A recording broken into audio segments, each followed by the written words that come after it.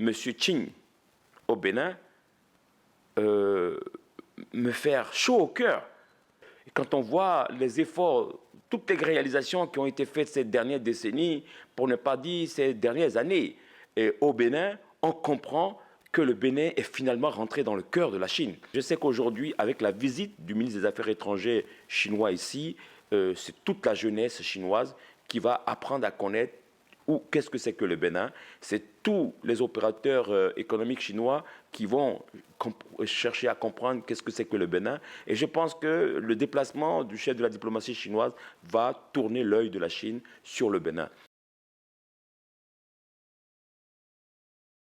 En dehors des grands projets d'infrastructure qu'il y a au Bénin maintenant, cette coopération dans le domaine agricole, cette coopération dans le domaine sanitaire, dans le domaine de la formation, des recherches et tout ça, il y a aussi le grand projet de pipeline qui est un projet du siècle que le gouvernement du président Patrice Talon a pu négocier et qui est aussi un grand projet qui rentre dans le cœur des Chinois. Et aujourd'hui, je sais que le Bénin a trouvé l'air de devenir un interlocuteur fiable à la Chine.